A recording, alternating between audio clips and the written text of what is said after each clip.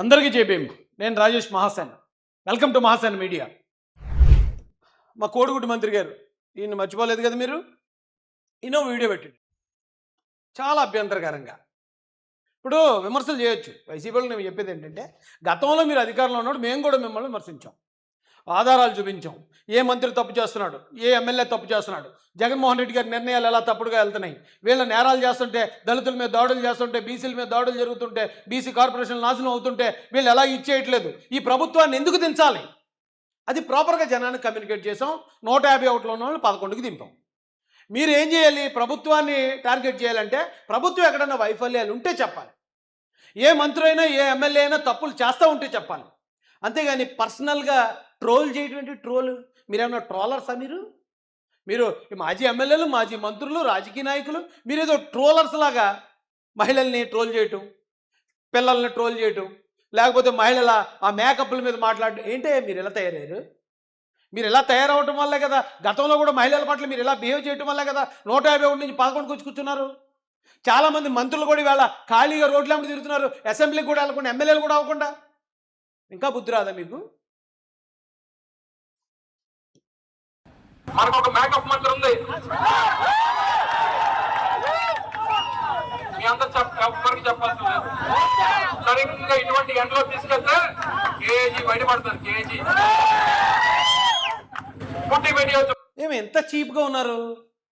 ఇప్పుడు ఒక సాధారణ వైసీపీ కార్యకర్త అలా మాట్లాడాడంటే మనం దాన్ని ఏం తప్పట్టక్కర్లే. అవును, అతని స్థాయి అంతే, అలా మాట్లాడతాడు అనుకోవచ్చు. ఓ సోషల్ మీడియా కార్యకర్త వైసీపీ పేటీఎం కుర్రోడు మాట్లాడాడంటే అర్థం చేసుకోవచ్చు. ఏమైనా ఓ మంత్రివి, మీ నాన్నగారు ఒక పెద్ద నాయకుడు, ఒక రాజకీయ వారసత్వం నుంచి వచ్చిన వ్యక్తివి, నువ్వు మాట్లాడాల్సిన చిల్లర మాటలు ఇవా? ఎంత చిల్లరగా మాట్లాడేది అంటే, ఇక గవర్నమెంట్నో లేకపోతే మంత్రులనో మీరు క్వశ్చన్ చేయడానికి వాళ్ళు ఏం పొరపాట్లు లేవు కాబట్టి ఇక పర్సనల్గా ఇలాగా ఎటకారాలు చేసి, అంటే దీన్ని ఒక రకంగా ఈవ్ టీజింగ్ అంటారండి. మహిళల్ని టీజ్ చేయటం, ఈవ్ టీజ్ చేయటం నేరం. ఇది అంత స్థాయికి దిగజారి మాట్లాడుతున్నారండి. మన వాళ్ళకు పుట్టి పెట్టుకోలే ఆవిడ మాట్లాడుతుంది. మొన్న ఏమంటుంది, పూర్వం మేము చదువుకున్న రోజుల్లో మేము ఉద్యోగాల కోసం ఎదురు చూసేవాళ్ళం, ఇప్పుడు ఉద్యోగాలు మన కోసం ఎదురు చూస్తున్నట్టు. ఏ ఉద్యోగం అమ్మా నువ్వు చేసినటువంటి ఉద్యోగం ఏంటి చెప్పు. ఆ మాట ఏమైనా తప్పొద్దండి? ఇప్పుడు ఇతను మేకప్ల గురించి, ఆ మేకప్ ఎలాగ అయిపోద్ది, అలా అయిపోద్ది, ఏదో ఎండలోకి వెళ్తే కేజీ బయటపడుతుంది అని ఇలాంటి చిల్లర మాటలు, ఇలాంటి నీచమైన మాటలు ఎందుకు మాడుతున్నాడంటే, వంగలపూడి అంతే గారు అన్నారట, గతంలో మేము ఉద్యోగాల కోసం వెయిట్ చేసేవాళ్ళం, ఈవేళ ఉద్యోగాలు మీకోసం వెయిట్ చేస్తున్నాయి అన్నదట. ఏముంది అందులో తప్పు?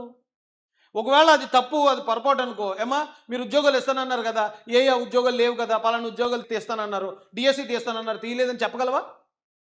గవర్నమెంట్ జాబులు, పోలీసు ఉద్యోగాలు తీస్తానన్నారు, తీయలేదని నువ్వు చెప్పగలవా? అమర్నాథ్ కొన్ని వేల ఉద్యోగాలు ఇచ్చారు కదా. అయితే ఆ మాటకి ఇంత పర్సనల్ అటాక్ ఎందుకు చేయాల్సి వచ్చిందండి? ఉక్రోషం, ఆక్రోషం. చెప్పు, నువ్వు చేసిన ఉద్యోగాలు మా వాళ్ళు చేయలేరులే, మా వాళ్ళకి చేత కాదు, మా ఊర్లో మైకి అంతకన్నా చేత కాదు. నువ్వు వచ్చి మాట్లాడతావు. ఒక్కసారి పదవి వస్తే నేను వదిలేసినటువంటి బుల్లెట్ ప్రూఫ్ కార్ వదిలి తిరుగుతున్నావు నువ్వు. చాలా నీచంగా మాట్లాడాడండి. నువ్వు చేసిన ఉద్యోగాలు మా వాళ్ళు చేయలేరు, మా ఆడవాళ్ళు అంతకని. అంటే ఏ ఉద్యోగం అని? హోమ్ మినిస్టర్ ఉద్యోగమా? లేకపోతే ఆవిడ గతంలో టీచర్గా పనిచేశారు, ఆ ఉద్యోగమా? లేకపోతే ఇతని మాటల్లో చాలా ద్వందార్థాలు ధ్వనిస్తున్నాయండి. ఒక మహిళని, అందున దళిత మహిళని ఒక వ్యక్తి ఇలా పబ్లిక్లో జనాల మధ్యలో చులకం చేసి మాట్లాడడం 100% ఇది ఎస్ఎస్టీ అట్రాసిటీ చట్టంలోకి వస్తుందండి. పైగా ఒక హోంమంత్రి గారిని పట్టుకుని, నేను వదిలేసిన బుల్లెట్ ప్రూఫ్ వాహనం నువ్వు పట్టుకెళ్తున్నావు అండి. నువ్వు వదిలేసావా? ఎవరిది బుల్లెట్ ప్రూఫ్ వాహనం? నువ్వు కొన్నావా? మీ నాన్నగారు కొన్నారా? మీ తాతగారు కొన్నారా? మీ ముత్తాత కొన్నాడా? ఎవరు కొన్నారని అది?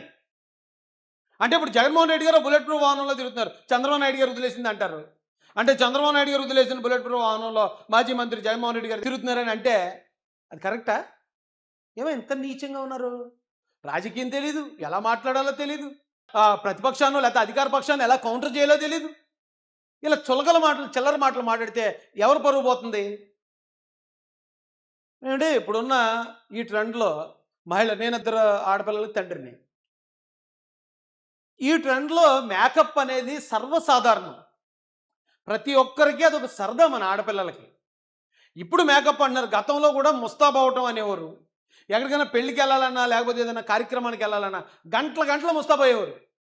అది ఆడపిల్లలకి అదొక వరం. అది ప్రతి ఆడపిల్ల చేసే పని. అదేదో నేరం అన్నట్టు ఈ ఆంధ్రప్రదేశ్లో ఇంకెవరూ చేయట్లేదు, ఒక్క వంగలపూడి అనిత గారే ఈ పొరపాటు చేస్తున్నారు అన్నట్టు ఏంటి ఇలా మాట్లాడేటి ఇతను? నాకు సిగ్గు అనిపించింది నిజంగా. ఇలాంటి వాడు ఒక మంత్రి చేసేవాడు అంటే. రోజా గారు ఆవిడ కూడా ఒక మంత్రే. మేకప్ వేసుకోలేదని చెప్పండి, గుండెల మీద చేసుకుని చెప్పండి. ఆవిడ బయటకు వచ్చేటప్పుడు ఎప్పుడు మేకప్ వేసుకోలేదని. వేసుకుంటారు కదా, అది మేము ఎప్పుడు క్వశ్చన్ చేయలేదు కదా. ఏమన్నా మేకప్ వేసుకుని అనుకుంటున్నారు రోజా గారు అని ఎప్పుడైనా? ఆవిడ మేకప్ గురించి మాకెందుకు?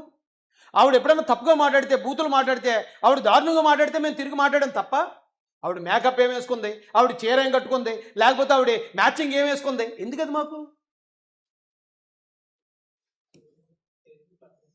మా అప్పటి మాజీ హోంమంత్రి గారు కనుక్కోండి, అందరూ అక్క చెల్లెలతో సమానం అండి.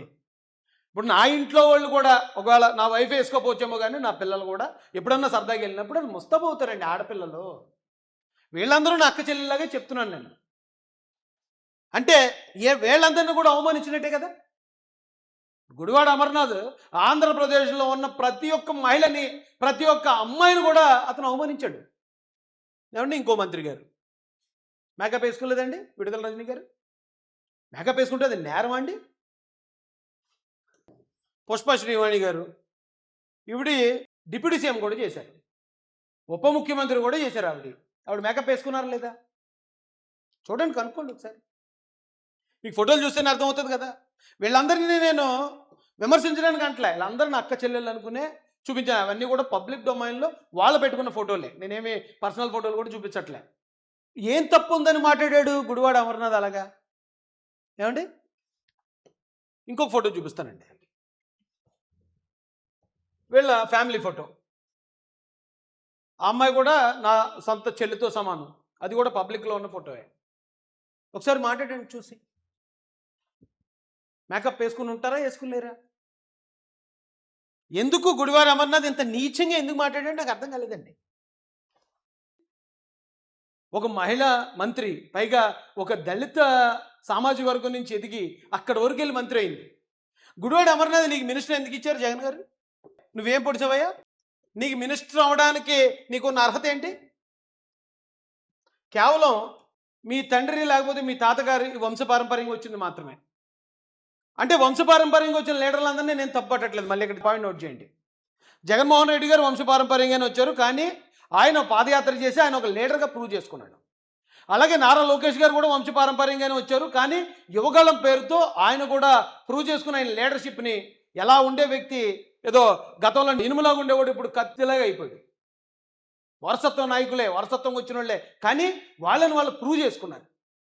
నువ్వేం ప్రూవ్ చేసుకున్నావు నీకు మా మంత్రి రావడానికి? కోడి గుడ్డు మాత్రమే పెట్టగలదు, కోడిని పెట్టలేదు కదా.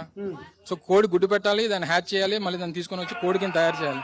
ఇప్పుడు మరి అంతకుముందు ఏమైనా కోల్డ్ ఫార్మ్ ఏమన్నా రన్ చేసేవేమో నాకు తెలీదు.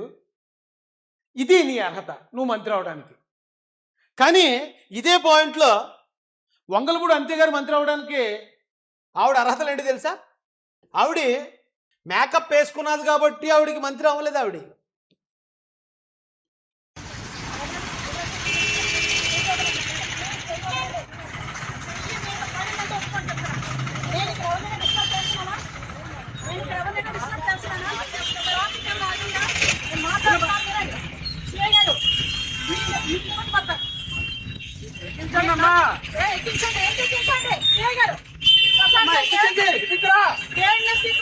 జగన్ గారు ముఖ్యమంత్రిగా ఉన్నప్పుడు పోలీసు ఎలా ఉండేవారండి?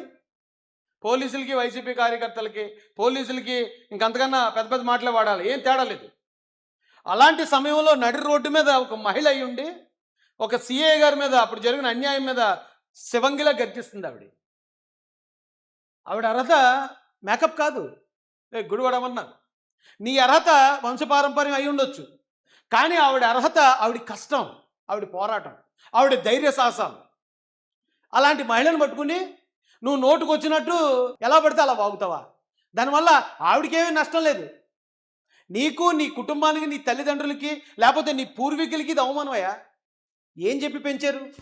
పద్ధతి నేర్పించలేదేంటి గుడివాడ అమర్నాథ్కి? వాళ్ళ తల్లిదండ్రులు ఎలా పెంచారేంటి? మహిళలను ఎలా గౌరవించాలో తెలియలేదు. వాళ్ళ ఇంట్లో మహిళలు కూడా, ఆడపిల్లలు కూడా మేకప్ వేసుకునే వాళ్ళు ఉన్నప్పుడు మేకప్ వేసుకుని ఒక మహిళ గురించి ఇంత దారుణంగా ఎలా నీచంగా మాట్లాడతాడని చెప్పి నిన్ను అనుకుంటున్నారు అందరూ. ఆ?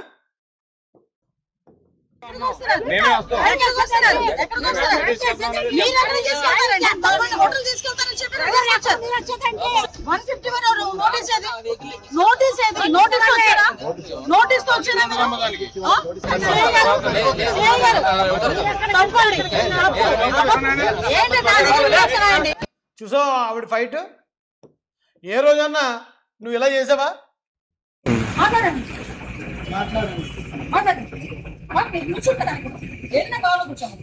అనవసరంగా మీరు రప్చర్ చేసుకుంటారు లేదా మీకు కూర్చుంటాను నా ఇంటి ముందు కూర్చుని దంగా చేస్తాను. ఆ రోజు ప్రజల్ని వైసీపీ ప్రభుత్వం అక్కడ ఉన్న ఈ వైసీపీ నాయకులు నీలాంటి వాళ్ళు హింసిస్తూ ఉంటే ప్రజల పక్షాన అలా తిరగబడిన శివంగి ఆవిడ. అందుకు ఆవిడ ఈ రోజున హోంమంత్రి స్థాయికి వెళ్ళగలిగింది. ఆవిడ విమర్శించే స్థాయి ఉందా నీకు? మీ తండ్రి గారు, మీ తాతగారు లేకపోతే ఎవరు నువ్వు? నీకు మంత్రి, ఇండస్ట్రియల్ మంత్రి ఇచ్చిన తర్వాత కూడా ఏంటి ఇండస్ట్రీ పరిస్థితి అంటే కోడి గుడ్డు దాన్ని హ్యాచ్ చేయడం, దాని పిల్ల అలా బుద్ధునోడు ఎవడని చెప్తాడా? ఆ రోజు నువ్వు ఎంత ట్రోల్ అయ్యావయ్యా? ఆ రోజు ట్రోల్ అయ్యా, మళ్ళీ ఈ రోజు ట్రోల్ అవుతున్నావు. నువ్వు నోరిప్పకుండా ఉంటే నిన్ను మేధావి అనుకునే అవకాశం ఉంది ఈ రాష్ట్రం. నువ్వు నోరిప్పావనుకో ఇది ఇలాగే. మనోడితో పెర్ఫార్మెన్స్ చూపించి ఈ టాపిక్ ముగిద్దామంటారు.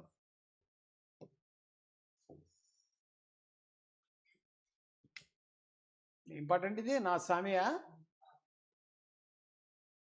ఇతను మంత్రిగా ఉన్నప్పుడే ఈ పెర్ఫార్మెన్స్.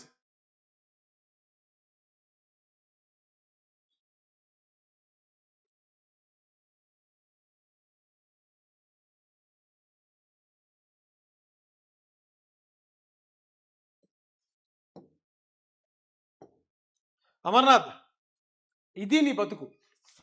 నువ్వు ఈవేళ నీ ఎదుర్కొంటా ఉన్నావు 10 మందిని నవ్వించడం కోసం మహిళల్ని కించపరుస్తూ మాట్లాడేస్తే, కొండ మీద ఏదో చేస్తే కొండకు చేట, నువ్వు ఆకాశం మీద ఉమ్మేస్తే అది వచ్చి నీ ముఖం మీద పడింది ఈ రోజున.